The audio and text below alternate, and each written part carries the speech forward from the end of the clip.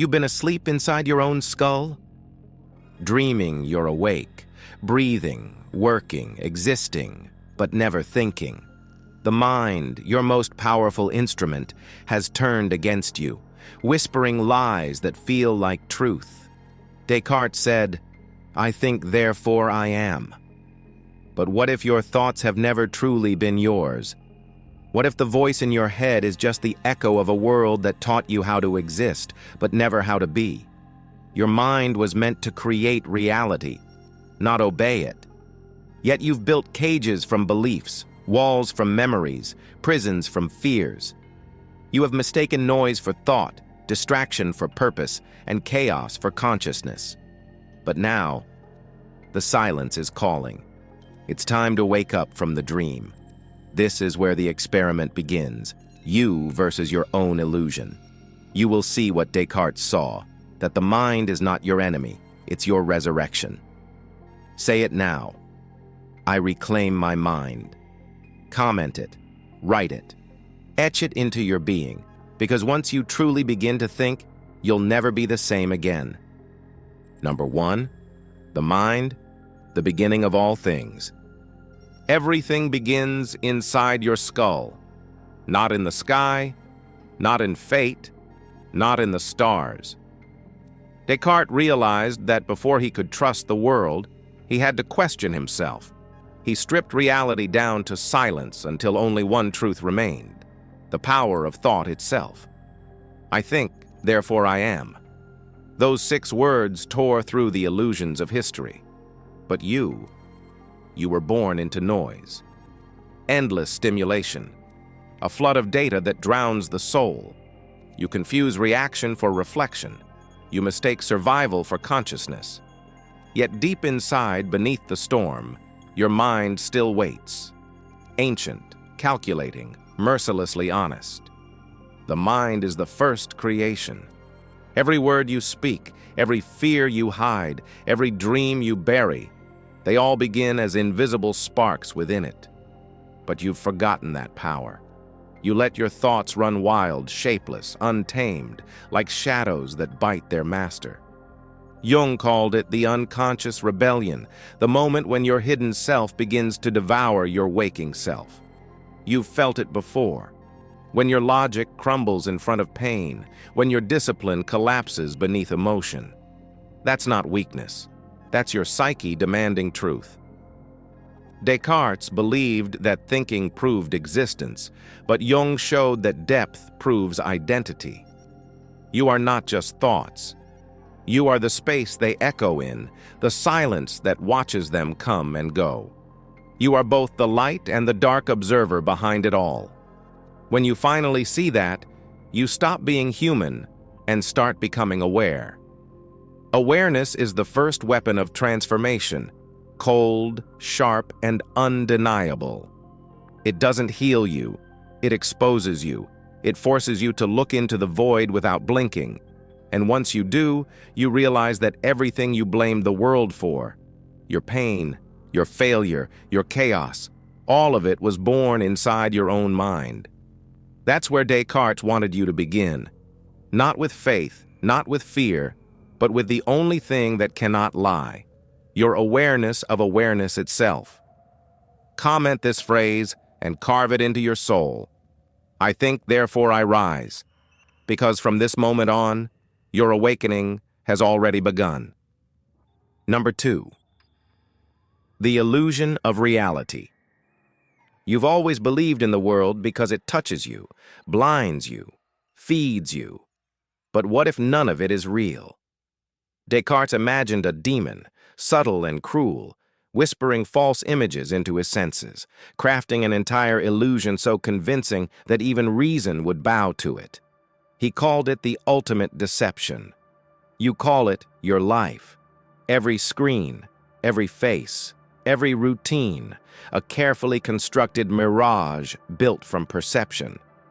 The truth? Your mind projects everything you see, like a dream pretending to be daylight.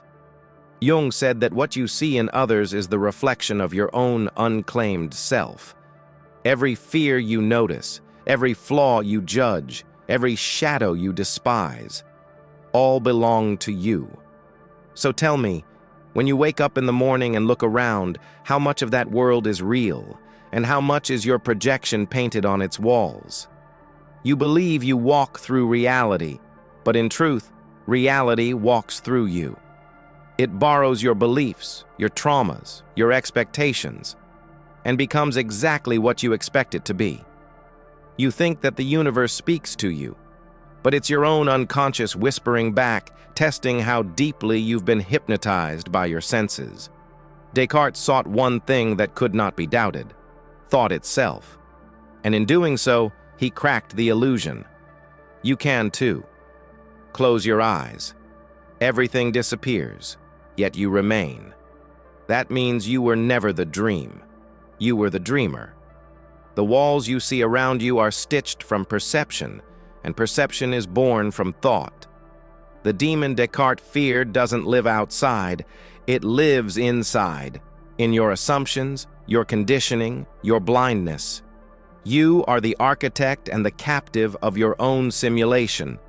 But once you realize that your mind creates what it believes, you inherit divine power, the power to shift, to bend, to awaken. Reality bends where the mind commands. That's not fantasy, it's awareness. Comment this phrase and let it echo through the illusion. I see beyond the veil. Because the moment you can doubt what you see, you begin to see what is real. Number 3, the inner war. There's a war inside your skull, one that never stops. You call it stress, confusion, overthinking, but it's older than language itself. It's the war between your reason and your shadow, between the part of you that calculates and the part that craves. Descartes worshipped logic, the clean precision of thought, the order that separates man from madness. But Jung discovered what happens when reason tries to cage chaos. It mutates. The emotions you suppress do not die. They retreat and grow teeth. They wait for weakness, and when your mind trembles, they strike. You felt it. The sudden rage that comes from nowhere, the fear that erupts without warning, the guilt that doesn't belong to the moment. That's your unconscious declaring rebellion. Your rational mind is the general trying to keep an army of ghosts in line. But the ghosts remember. Every unspoken desire, every buried trauma, every silenced truth. They haunt the corridors of your mind, demanding to be seen. You keep pretending you're logical, that you're in control, but the human soul was never meant to be clean. It's a battlefield. Thought is your weapon, but emotion is the terrain, and you cannot conquer the field you refuse to walk upon. Descartes' method was to doubt everything, even his own sanity, until he found truth. You must do the same. Doubt your calm, doubt your strength, doubt the illusion that your mind is one unified thing. It's not. It's a system of rivals, each fighting for control of the throne. Jung called it individuation, the slow, painful reconciliation of your inner tribes. Only by meeting your own chaos can you command it. Otherwise, it commands you. The calm voice in your head, it's not peace, it's a ceasefire. The moment you stop tending to your awareness, the war begins again. But here's the secret Descartes never said aloud. Control isn't found in victory. It's found in understanding. Once you understand your darkness, it stops being your enemy and becomes your armor. Comment this phrase to mark your awakening. My chaos serves me. Because power isn't the absence of war. It's learning how to rule the battlefield within. Number 4, the shadow awakens. You've spent your entire life trying to be light, pure, reasonable, controlled. But light without shadow is blindness.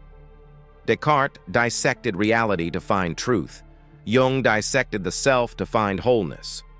Both discovered the same thing, that clarity demands confrontation. Your shadow is not evil. It's the unspoken truth of who you are. It hides behind your manners, your confidence, your kindness. It watches silently from the corners of your mind, waiting for the moment when your mask slips. And when it does, you call it a mistake. You say, "That wasn't me." But it was. It always was. Every outburst, every impulse, every forbidden thought you try to suffocate, that's the voice of the shadow reminding you that suppression is not salvation. Descartes wanted to master his mind through reason. Jung wanted to redeem it through honesty. You need both. Reason is the scalpel. Honesty is the incision. Without cutting into the false self, you cannot reach what's real. The mind isn't healed through denial. It's healed through exposure. Your darkness doesn't vanish when you ignore it. It evolves. It learns to wear your smile. That's why you sometimes feel like an imposter in your own skin. Because you are, until you face the creature beneath the mask. The shadow is not your enemy. It's your mirror. It shows you the hunger for freedom you've been calling sin. It shows you the ambition you've mistaken for arrogance, the pain you've renamed as weakness. When you finally stop running and stare it in the eyes, it bows. It obeys. Integration is not the death of darkness. It's the death of fragmentation. You become whole the moment you stop dividing yourself. Descartes taught you to think to exist. Jung teaches you to feel to be complete. Together they lead you to the edge of true awareness, where self-hatred turns to understanding and fear turns to fuel.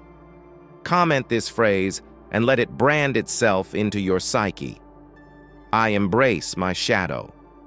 Because light is meaningless until you know the darkness it defines. Number 5. The fractured self. You think you are one person moving through time with purpose and identity, but that's the first illusion the mind builds to keep you sane. Descartes divided the world into two substances, mind and matter, thought and flesh, believing that reason could anchor existence. But Jung saw a deeper fracture. You are not two parts, but many. You are the child who still fears rejection, the adult who pretends not to care, the dreamer who hopes, the cynic who mocks the dream. They live together, bound in the same skull, each one whispering its own truth, each one trying to take control. When you say I, which one is speaking? Which fragment has the microphone tonight? You spend your days negotiating between ghosts, your logic battling your longing, your faith strangling your doubt. The fracture is constant, but you've mistaken it for normal. You were never built to be simple. You are a parliament of selves. Every decision a silent vote, every thought a compromise between the living and the buried. Descartes' clarity was a rebellion against chaos. He wanted a foundation that could not split. But even he couldn't escape the fracture. He doubted everything, including his own mind. That's the paradox of thinking. The more you think, the more divided you become. Jung didn't try to silence the division. He tried to integrate it. To him, the goal wasn't to eliminate contradiction, but to hold it without breaking.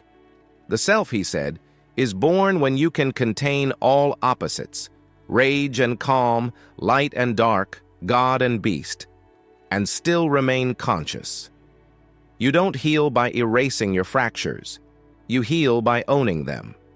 Each crack is proof that you've lived, that you've stretched beyond the boundaries of one identity. Stop trying to be singular. Be symphonic. Descartes gave you awareness of existence. Jung gives you awareness of multiplicity. Between them lies truth. The self is not something you find, it's something you forge. You become whole when you stop choosing sides within yourself.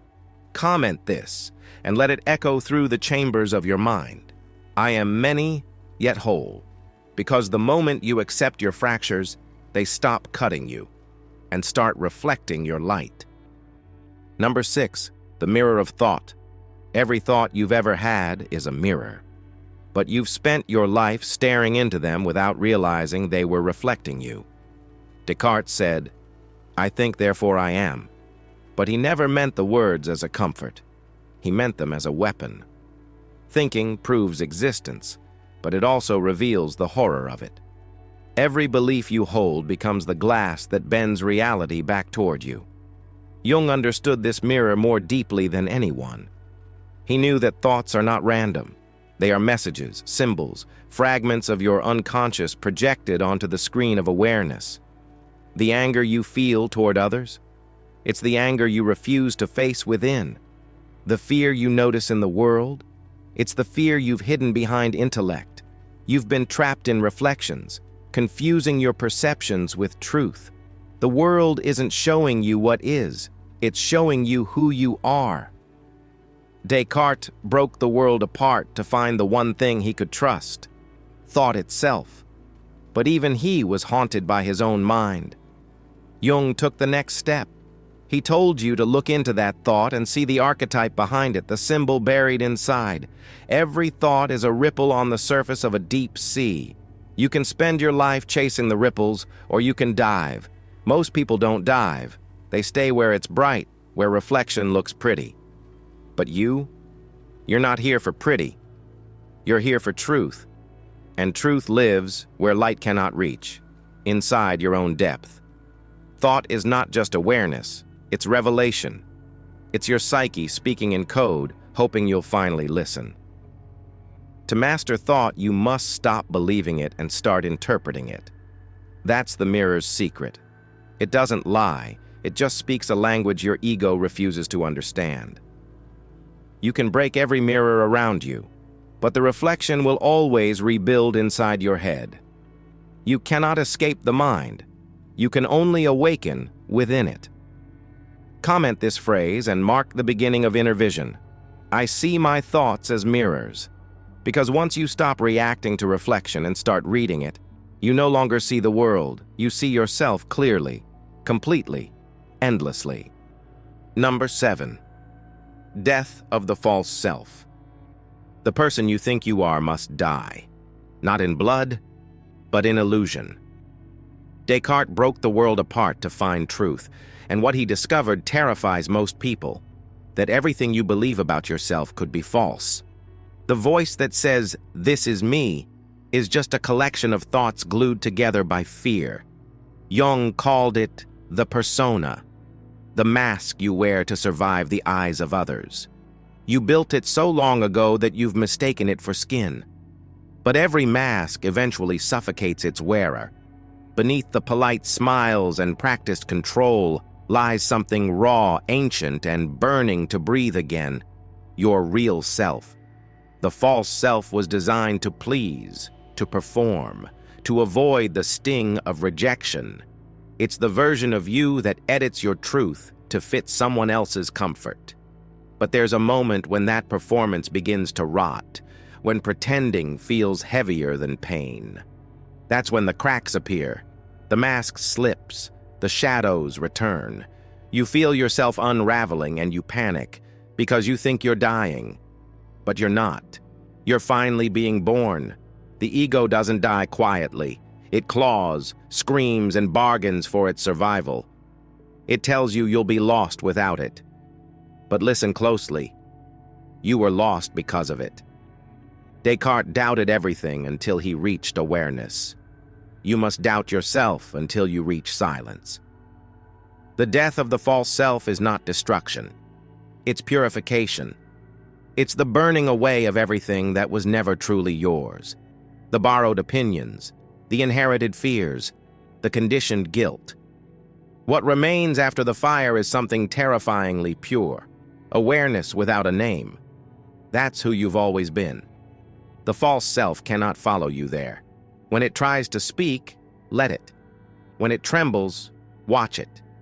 You are the observer now, not the act. Jung called this the sacred death, the moment the mask dissolves and the soul finally sees itself without distortion. Comment this phrase and feel it awaken inside you. My mask burns, and I remain. Because truth is not who you become. It's what survives after everything else is gone. Number 8. The rebirth of awareness. You wake up, but this time it's different. The noise in your head is quieted. The old identity has burned to ash, and from that silence something begins to rise. Awareness, stripped of its disguise. Descartes searched for the one truth that could not be doubted. and you've just found yours. You exist beyond every thought that tried to define you.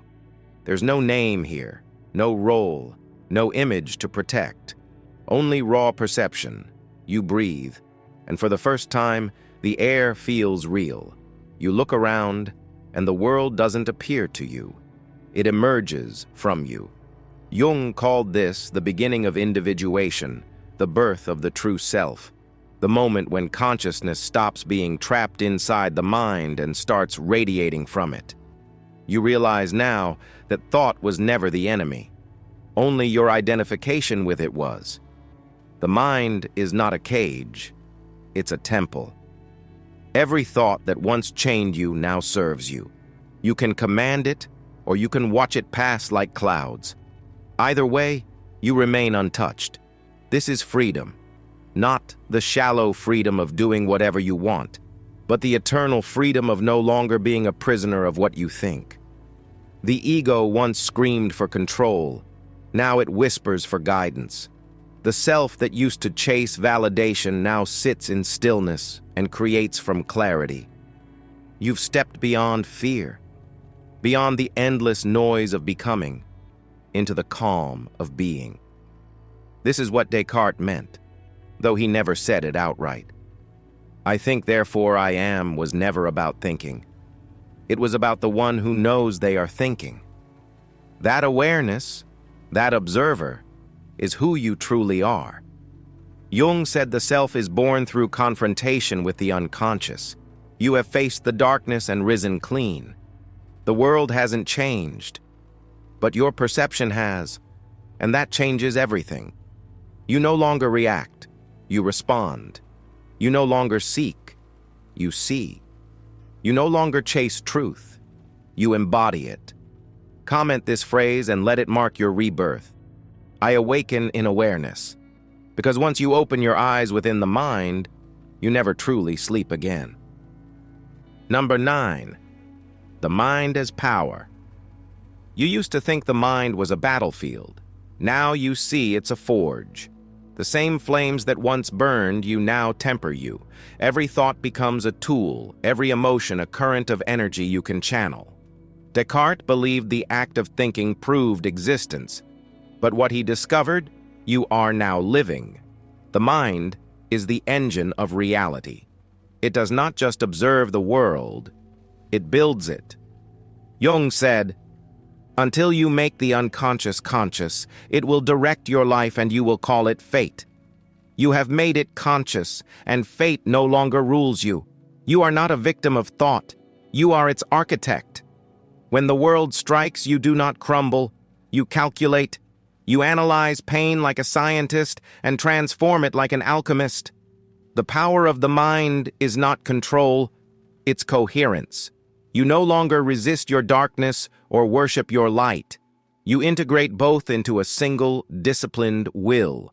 You can now choose your thoughts the way a sculptor chooses marble, intentionally, precisely, ruthlessly. What once consumed you now obeys you. That's the moment you stop being human in the ordinary sense. You become a conductor of consciousness. Every emotion, every memory, every scar turns into voltage. You harness it. You direct it. The mind was never meant to be peaceful. It was meant to be powerful. Descartes gave you the framework. Jung gave you the map. And now you hold the weapon. But power without stillness collapses into chaos, and stillness without power decays into apathy. You must balance both. Thought becomes your sword, awareness your shield. This is the psychology of mastery, knowing that your mind is not just a part of you, it is you, extended infinitely. You no longer ask, why is this happening to me? You ask, what am I commanding into being? Comment this phrase and let it resonate like thunder in your mind. My thoughts create my world. Because the moment you realize your mind doesn't just interpret reality, it generates it, you understand what Descartes meant by awakening. To think is to exist, but to direct thought is to become. Number 10, the awakening. You have reached the point beyond thought, where thinking no longer defines you, but serves you. This is the final truth Descartes sought and Jung confirmed, that the mind is not your identity, it is your instrument. You are the awareness behind it, the silent observer that watches universes rise and fall within its depths. You've walked through illusion, faced the shadow, burned the mask, and risen through the ashes of your own psyche. Now you see what few ever do, that reality is not happening to you, it is unfolding through you. The mind is a mirror, yes, but also a portal. When you master it, you do not just understand existence, you command it. Every thought you choose vibrates through the unseen fabric of reality, shaping outcomes, bending probabilities.